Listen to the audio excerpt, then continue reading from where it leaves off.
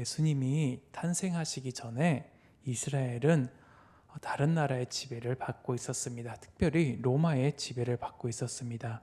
이렇게 어려운 시대를 살고 있을 때 하나님은 이스라엘에 선지자를 한 명도 보내지 않았습니다. 그래서 대다수의 이스라엘 백성들은 하나님이 택하신 백성인 이스라엘을 잊으셨다고 낙담했습니다. 그런 중에 헤롯이 유대 지역을 통치하며 로마 편에 서서 정책을 펼치고 있었습니다. 그러는 한편 유대인들의 환심을 사기 위해서 이스라엘의 역사상 가장 화려한 헤롯 성전을 건축했습니다. 그러나 이 헤롯은 자신의 정권을 유지하기 위해서 아내, 자녀, 장모, 처남, 삼촌까지 죽이는 잔인한 군주였습니다. 그리고 헤롯은 그동안 전통적으로 세습됐던 대제사장들을 자기 뜻대로 세웠습니다. 이로 말미암아 다윗 왕조를 몰락시키고 하나님의 율법을 파괴하려고 했습니다. 그리고 헤롯이 세운 친로마파 대제사장들이 자신에게 맡겨주신 하나님의 사명을 제대로 수행하지 못했습니다. 그들은 성전세를 징수하고 성전 안에서 장사해서 이득을 챙겼습니다. 이 당시 이스라엘은 정치적으로, 종교적으로 어두운 밤과 같은 상태였습니다. 로마에 완전히 지배를 당하고 있었고 하나님에 대한 말씀과 신앙을 가르치고 전수해야 할 종교 지도자들은 부패할 대로 부패하여서 특별히 백성들의 종교적인 지도자의 자리인 제사장의 자리에 앉아서 그 모든 것들을 마음대로 하고 있었습니다. 이스라엘 백성들은 말라기 선지자의 이유로 하나님의 계시가 끊긴 시대라는 이 어렵고 힘든 시대를 살고 있었습니다. 그럼에도 불구하고 하나님은 당신의 택하신 백성을 결코 잊지 않았습니다. 그리고 하나님은 자신이 택하신 백성을 보호하실 것이며 이 어두운 시기에도 하나님을 믿는 믿음을 가진 그런 사람들을 택하셔서 그 하나님의 말씀을 전해주고자 하셨습니다. 예수님 오시기 이전에 하나님과 교통하는 경건한 사람들이 존재했지만 소수였습니다. 어떤 하나님의 묵시나 예언도 없다고 말할 수 있는 이 암흑기라 할지라도 하나님께서는 그 하나님의 구원을 보여주기 원하셨던 사람들이 있습니다. 특별히 아기 예수님이 성전에 들어오실 때 주의 구원을 바라보며 감사의 찬송을 올린 시므온이 있었습니다.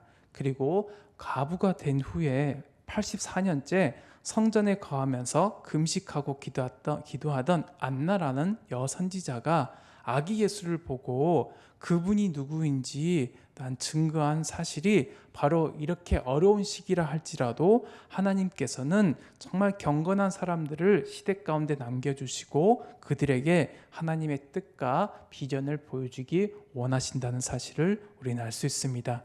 그런데 이 소수를 제외하고 이 당시에 유대인들은요, 이 다윗의 가문에서 메시아가 탄생하실 것이라는 것을 소망하고 있었습니다. 그리고 이 메시아는 이 이스라엘을 여러 가지 압제와 억압 가운데서 구원할 것이라는 믿음이 있었습니다.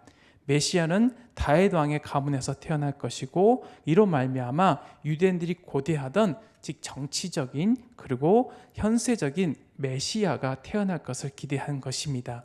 그런데 하나님께서는요, 이 메시아를 이 땅에 보내신 목적이 있습니다. 그것은 정치적이고 현세적인 그런 구원과 해방이 목적이 아니라 자신의 백성들을 죄와 사망의 건세에서 해방하시고 이 자녀들에게 구원의 기쁨을 주기 원하신 것이었습니다. 예수님은 이 땅 가운데 유대인을 비롯해서 온 인류에게 구원을 베풀기 위해 오신 것입니다.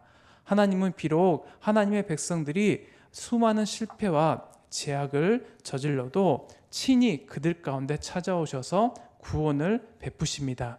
하나님은 독생자를 이 땅에 보내셔서 십자가에서 모진 고난을 받게 하기까지 자신의 백성들을 향한 놀라운 긍휼하심과 은혜를 베풀기 원하십니다.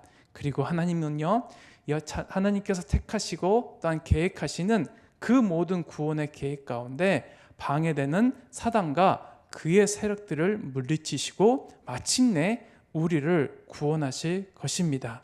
하나님은 원수들로부터 우리를 구원하시어 하나님의 자녀를 삼으실 것이고 예수 그리스도를 이 땅에 보내셔서 그 구원자 되시고 메시아 되시는 온전하신 그 주님을 바라보기 원하신다는 것입니다. 예수님은 유대 땅에서 세례 요한을 만났습니다. 그리고 세례를 받으셨습니다. 그리고 세례 요한과 하나님으로부터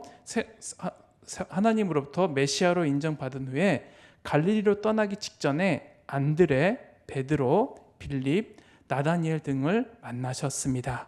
그런데 이 세례 요한에 대해서 다시 한번 살펴보기 원하는데요. 이 세례 요한의 어머니는 엘리사벳이었습니다. 엘리사벳은 세례 요한의 어머니였고 예수님의 어머니인 마리아와 친척이었습니다. 마리아가 성령으로 잉태되어 엘리사벳을 방문했을 때 엘리사벳의 태중에 있던 세례 요한이요, 그 태중에서 뛰면서 마리아와 예수님을 반긴 적이 있습니다. 세례 요한은 예수님이 오시는 길을 예비하는 자로 나는 예수님의 신들매를 풀기도 감당치 못한다라고 할 만큼 예수님을 높이고 자신을 낮춘 사람입니다. 뿐만 아니라 자신은 쇠하여야 하고 예수님은 흥하여야 한다고 말했습니다. 그리고 오늘 본문 말씀인 요한복음 1장 36절에서는 이렇게 말합니다. 예수께서 건이심을 보고 말하되 보라 하나님의 어린 양이로다. 세례 요한은 예수님이 지금 눈앞에서 걷고 계심을 보고 자신의 제자들에게 하나님의 어린 양이로다라고 지금 말씀하고 있습니다. 그리고 이 예수님이 이스라엘 백성들이 그토록 고대하고 소망하던 이 메시아라는 것을 분명히 말하고 있습니다. 그런데 오늘 본문 바로 앞 구절인 이 세례 요한이요, 예수님에 대해서 잘 알지 못했다라고 말하는 구절이 있습니다. 31절에 보면요, 나도 그를 알지 못하였으나, 그 다음에 33절 나도 그를 알지 못하였으나 라고 두 번이나 반복되고 있습니다. 사실 세례 요한은요, 예수님을 알고 있었습니다. 친척지간이었고 우리가 추정컨대 어렸을 때부터 어머니에게서 또한 마리아의 아들로 오신 그 예수님에 대해서 들었을 것입니다. 그리고 때로는 우리가 상상을 좀 해보면 만났을 수도 있습니다. 그런데 지금 전혀 자기가 알지 못한다라고 지금 말하고 있는데 이것은 좀 이해되지 않는 상황이기도 합니다. 그러면 왜 세례 요한은 그 예수님에 대해서 알지 못한다고 했을까요? 그것은 1장 29절에 보는 것처럼 이 요한이요, 예수님을 이제 이 땅 가운데 오신 하나님의 어린 양으로 그가 깨달아 알기 전까지 이 예수님에 대해서 그가 이 메시아로서의 정체성 그리고 이 땅 가운데서 행하실 그 구원 사역에 대해서 온전히 예수님이 그리스도이심을 메시아임을 알지 못하다가 이제 알게 됐다는 것을 우리는 알 수 있습니다. 1장 29절에 이튿날 요한이 예수께서 자기에게 나아오심을 보고 이르되 보라 세상죄를 지고 가는 하나님의 어린 양이로다. 그 다음에 요한복음 1장 36절에서도 예수께서 건이심을 보고 말하되 보라 하나님의 어린 양이로다. 두 번에 걸쳐서 이 예수님을 향하여서 하나님의 어린 양이로다라고 지금 말하고 있습니다. 요한복음 1장 29절에 이 하나님의 어린 양을 수식하는 단어가 있는데 그것은 세상죄를 지고 가는 이라고 지금 말하고 있습니다. 지고 간다는 뜻은요, 없애거나 제거한다는 뜻이 있습니다. 그렇다면 이것은 바로 무엇이냐면 예수 그리스도께서 세상 죄를 제거하시는 속죄의 제물로서 하나님의 어린 양 되심을 분명히 말하고 있습니다. 구약 시대에는요, 자신의 죄를 없애기 위해서 할 수 있는 것은 이 동물을 희생제사로 드리며 자신의 죄를 없이 하는 방법이 있었습니다. 그리고 구약 시대에는 아사셀 염소에게 죄를 지어서 광야로 가게 해서 그 자신의 죄를 없애는 것이 유일한 방법이었습니다. 하지만 아무리 이렇게 제물을 드리고 제사를 드린다 할지라도 온전히 우리가 죄인으로서 매일매일 짓는 죄로 인해서 우리는 계속해서 하나님 앞에 나의 죄를 대신할 제물을 가지고 나아가야 되는 상황이 발생했던 것입니다. 그런데 이 예수님은요, 바로 이스라엘 자손들이 애굽에서 나오던 바로 그날 밤에 이스라엘 집을 보호해 주기 위해서 죽임당한 어린 양의 그 희생으로 이 이스라엘 백성들이 구원받은 것 같이 이제 예수님이 자기 백성을 구원할 유월절 어린 양과 같이 그 어린 양이 자신을 희생함으로써 그 모든 죄에 대한 대가를 치른 것 같이 예수님이 바로 그와 같은 하나님의 어린 양이 되심을 분명히 지금 말하고 있습니다. 이와 같이 구약의 제사 아래서 그 제도 아래서는 이스라엘 백성들은 수많은 이런 어린 양을 제단의 제물로 드렸음에도 불구하고 죄의 문제는 완전히 해결된 것이 아니었습니다.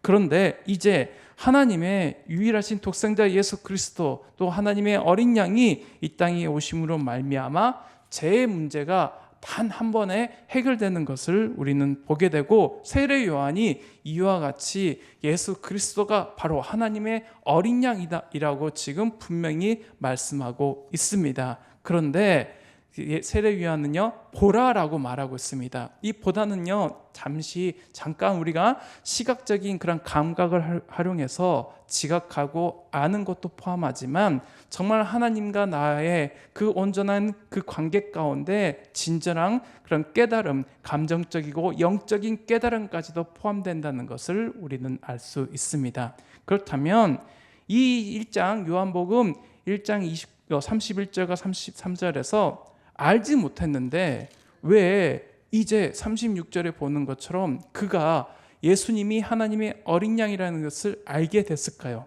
그것은 바로 성령님이 이 세례 요한 가운데 분명히 예수 그리스도가 메시아임을 알려주셨기 때문입니다. 33절에 보면요, 나도 그를 알지 못하였으나 나를 보내어 물로 세례를 베풀라 하신 그이가 나에게 말씀하시되 성령이 내려서 누구 위에든지 머무는 것을 보거든 그가 곧 성령으로 세례를 베푸는 이인 줄 알라 하셨기에, 하나님이 지금 세례 요한에게 예수님이 어떤 분이신지 예수님의 본질에 대해서 분명히 말씀해 주셨습니다. 세례 요한이 단순히 예수님을 자신의 친척으로 아는 것이 아니라 이 예수님의 신적인 본질 그리고 구세주로서의 사명을 정확하게 알게 됐다는 것입니다. 이것은 바로 하나님이 우리 가운데 예수님이 우리의 구원자이고 메시아이고 하나님의 어린 양이심을 알려줄 때 우리가 깨달아 알 수 있다는 것입니다. 사실 이 시간에도 우리는 유명한 설교자의 설교를 마음껏 들을 수 있는 그 시대에 살고 있습니다. 그리고요, 정말 학문적으로 뛰어난 그런 학자들의 책을 서점이나 또는 PDF 파일로 우리가 충분히 볼 수 있는 시대에 살고 있는데, 이와 같이 함께 예배드리며 주님의 말씀을 또한 묵상하고 나누는 이유는 바로 무엇이냐면, 이 예배 가운데 하나님이 우리와 함께 하셔서 친히 이 생명의 말씀을 깨닫게 하시고 보여주시고 듣게 하실 것에 대한 기대와 소망으로 우리가 오늘 이 밤에 함께 모이지 않았습니까? 그리고 하나님이 이 예배 가운데 그 성령님의 은혜로 말미암아 우리가 하나님의 말씀을 깨달을 뿐만 아니라 늘 우리가 보고 있는 이 생명의 말씀을 또한 지혜를 주셔서 깨닫고 또한 알게 하실 것이라는 기대와 소망을 가지고 우리는 새벽부터 밤늦게까지 주님의 말씀을 읽고 듣고 순종하러 애쓰고 있는 것입니다. 따라서 우리가 정말 이 하나님의 생명의 말씀을 깨닫고 알고 마음에 울림이 있는 유일한 방법은 바로 무엇이냐면, 하나님이 우리 가운데 이 말씀을 가르쳐 주시고 깨닫게 하실 때에 우리는 이 말씀을 이제 알게 된다는 것입니다. 시몬 베드로가요, 예수님을 향하여서 주는 그리스도시요 살아계신 하나님의 아들이십니다 라고 고백했습니다. 이게 예수님은요, 마태복음 16장 17절에서 예수께서 대답하여 이르시되 바요나 시몬아 내가 복이 있도다. 이를 내게 알게 하니는 혈육이 아니요 하늘에 계신 내 아버지시니라 라고 대답하셨습니다.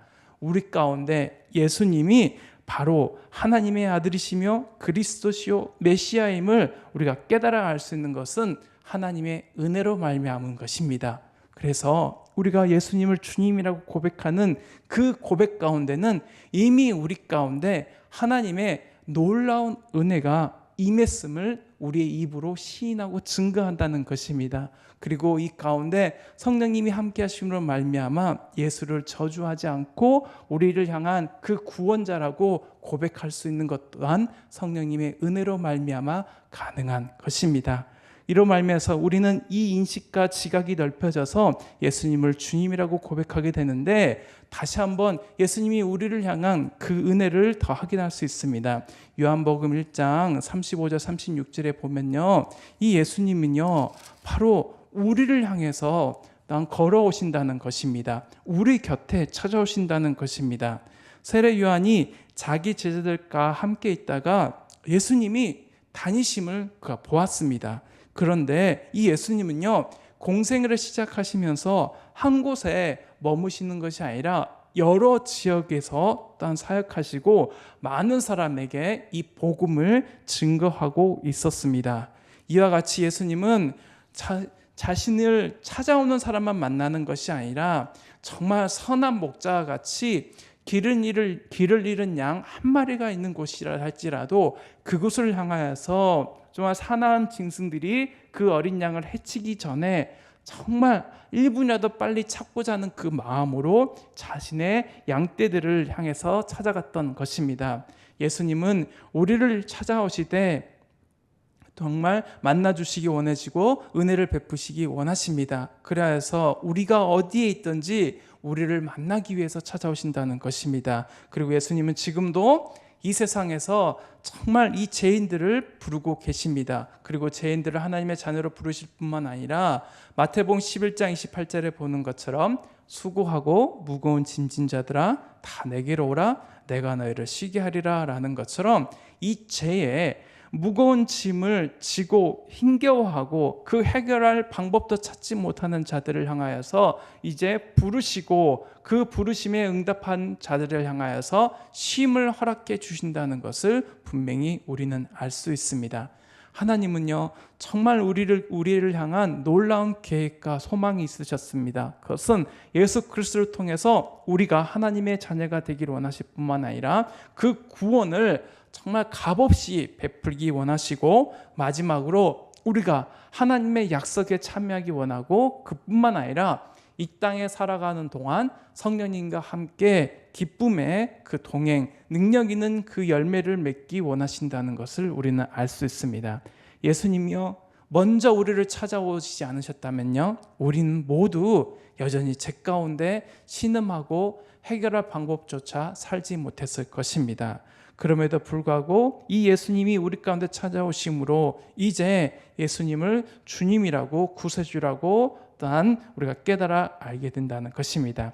그런데 오늘 말씀을 보면요 특별히 제자들을 부르시고 그 제자들이 예수님을 따르는 것을 보게 됩니다. 1장 37절에 두 제자가 그의 말을 듣고 예수를 따르거늘이라고 말합니다. 요한복음 1장 37절만 보면요 이 제자들의 모습은요 자칫 오해의 소지가 있습니다. 그것은 바로 무엇이냐면요 이 두 제자는 누구의 제자였냐면 세례 요한의 제자였습니다. 그런데 세례 요한의 제자가 이 세례 요한이 예수님을 향하여서 하나님의 어린 양이더라라고 그런 말을 듣자마자 예수님을 따르는 것을 보게 됩니다. 세례 요한의 입장에서 우리가 그 입장에서 보면요 두 제자가 조금 섭섭해 보일 수도 있습니다. 왜냐하면 말하자마자 예수님을 따랐기 때문입니다. 인간적인 의리와 또 관계를 생각해 보면 이해되지 않는 상황일 수도 있습니다. 그런데 조금 더 이 세례 요한의 그 마음을 생각해 보면요 세례 요한은 분명히 제자들에게 이 땅에 오실 구원자와 메시아에 대해서 가르쳤을 것입니다. 그리고 자신의 뜻보다 이 예수님의 뜻 그리고 하나님 나라를 위한 그 삶이 무엇인지에 대해서 제자들에게 분명히 가르쳤을 것입니다. 그래야 해서 제자들 또한 세례 요한의 마음을 알고 이 예수님이 눈앞에 나타나자 예수님을 따랐던 것으로 보입니다. 세례 요한은 그야말로 이 자신의 삶의 사명이 무엇인지 온전히 알았고, 내 제자들이 자신의 소유가 아니라 바로 예수님의 자녀들이고 양떼임을 분명히 알고 있었고, 그 자신의 제자들이 할지라도 기꺼이 주님께 내어드리는 삶의 모습을 보인 것입니다. 그리고 제자들 또한 주님이 부르실 때에 그 요청을 받았을 때 즉각 응답했다는 것을 보게 됩니다. 예수님을 향한 그 믿음, 그리고 신뢰가 있었기 때문에, 그리고 미래에 대한 어떤 보장도 없는 그 어려운 상황 가운데서도 예수님에게 자신의 인생을 맡길 수 있는 용기가 있었던 것입니다. 그리고 이 제자들은요, 예수님을 따라가는데 예수님이 이 제자들에게 묻습니다. 38절에 예수께서 돌이켜 그 따르는 것을 보시고 물어 이르시되 무엇을 구하느냐? 이르되 랍비여 어디 계시오니까 하니. 이 제자들을 향해서 예수님은 다시 한번 묻습니다. 무엇을 구하느냐? 내게 무엇을 원하느냐라는 것입니다.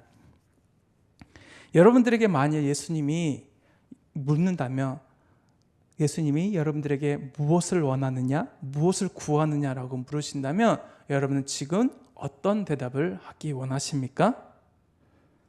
이 제자들은요, 그 주님이 가는 곳이라면 언제든지 함께 가기 원했습니다. 그리고 예수님을 통하여서 이 생명의 말씀을 배우고 가르침을 받고 싶은 그 갈망이 있었습니다. 39절에 보면 예수께서 이르시되 와서 보라. 그러므로 그들이 가서 계신 데를 보고 그날 함께 거하니 때가 10시쯤 되었더라. 39절에서는요, 그들이 이제 한 곳에 머물게 되는데, 우리가 이 본문의 상황을 봤을 때 아주 화려한 곳, 때로는 풍성한 곳으로 이 예수님과 제자들이 가진 않았을 것입니다. 때로는 누추하고 힘들고 고난이 있는 곳이라 할지라도 이 제자들의 삶은요, 예수님이 가는 곳에 함께 가서 거기서 거하는 그 삶을 살아야 된다는 것을 보게 됩니다. 따라서 예수님이 너희는 무엇을 원하냐라고 물을 때 내가 무엇을 바라고 또 내 인생의 목적과 목표가 무엇인지에 대해서 점검을 해봐야 된다는 것입니다.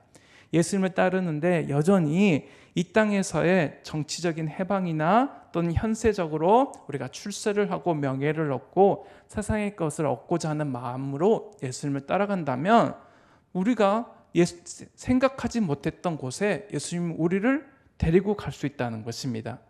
정말 내가 생각했던 것, 내가 원하는 장소, 또 내가 얻기 원하는 그 삶의 모습이 아님에도 불구하고 예수님의 제자가 된다는 것은 그저 예수님이 가는 곳에, 예상하지 못하는 곳에 따라가야 되고 거기서 생활해야 된다는 것입니다. 그럼에도 불구하고 우리는 예수님에 대한 온전한 믿음과 신뢰를 가지고 예수님을 따라가야 된다는 것입니다. 그래서 예수님이 계신 곳에 함께 있는 자가 진정한 제자라는 것을 우리는 또한 알게 됩니다. 그리고 예수님이 명하시면, 또한 예수님이 가시는 곳이라면 그저 함께 거하는 것인데, 이것은 달리 말하면 예수님에 대한 깊은 신뢰 가운데 긴밀한 교제와 만남과 친교를 나누기 원하는 것이 바로 우리의 삶의 목적이 되어야 된다는 것입니다. 때로는 내가 생각하는 것과 다를지라도 이 십자가의 고난의 길을 가시는 예수님을 또는 우리가 바라봐야 되고, 내 삶 가운데 물질적인 부, 화려함, 명예, 권력과는 상관없는 그 길을 걸어가야 된다는 것입니다. 그리고 예수님은 자기 십자가를 지고 나를 따르라라고 하셨습니다. 우리의 삶 가운데 예수님과 함께하는 것이 좋지만, 예수님과 연합하고 친밀하게 교제하는 것도 좋지만, 예수님의 제자로 산다는 것은 때로는 너무나 힘들고 어렵고 정말 이 고난의 길을 내가 헤쳐나갈 수 있을까 염려가 되는 상황도 있습니다. 그럼에도 불구하고 우리는 그 먼저 가신 그 주님의 길을 따라가고 주님께서 허락하시는 그 귀한 그 생명의 삶을 일단 누리기 원하는 것이 바로 예수님이 우리를 향한 목적이라는 것을 우리는 보게 됩니다. 그리고 오늘 말씀을 통해서 정말 이 시몬 베드로를 또한 예수님이 부르시는 것을 우리는 보게 됩니다. 41절에 그가 먼저 자기의 형제 시몬을 찾아 말하되 우리가 메시아를 만났다 하고, 메시아는 번역하면 그리스도라. 그리고 40절 9절에 보면요, 이 시몬 베드로의 형제 안드레가 먼저 만났고요, 41절에는 이 안드레가 자기의 형제 시몬에게 예수님을 소개하는 것을 이제 보게 됩니다. 그래서 우리가 예수님을 만났고 그 가운데 친밀한 교제를 나누면 그 다음에 삶의 그런 모습들이 어떤 것이냐면 바로 전도하고 예수님을 소개하는 삶을 살아야 된다는 것입니다. 그래서 이 정말 우리가 예수님이 그리스도시요 살아계신 하나님의 아들이시며 하나님의 어린 양이라는 것을 우리가 깨닫고 알았고 체험했다면 이제 증인으로서 증언하는 삶을 살아야 된다는 것입니다. 이 증언한다는 것은 결국 내가 그 하나님의 아들이신 예수님을 온전한 그 인격에 대해서 정확하게 알고 체험했을 때 그것을 증언할 수 있습니다. 즉 우리 가운데 예수님을 향한 분명한 지식적인 알과 그 객관적인 사실을 깨달아 알게 됐다면 이제 그 부르심에 대한 응답으로 예수님을 온전히 증거하는 사명을 우리는 이제 깨달아 알게 된다는 것입니다. 그런데 이제 요한복음 1장부터 시작해서 이 요한복음을 시작하게 됐는데 정말 요한복음을 기록한 목적이 있습니다. 그것은 무엇이냐면 사람들로 하여금 생명을 얻도록 하기 위해서 요한은 요한복음을 기록했습니다.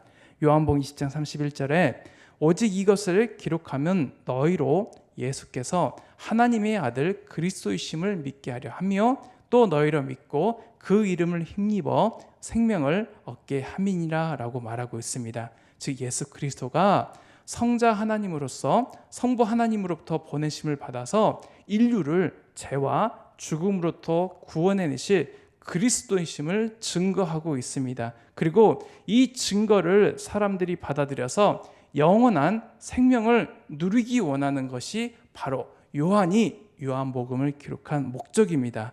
그리고 사도 요한은 이 요한복음의 서두에서 예수님이 태초 이전부터 존재했고 하나님과 친밀한 교제를 나눴으며 창조 사역을 수행했다는 것을 요한복음 1장 1절부터 3절까지 기록하고 있습니다.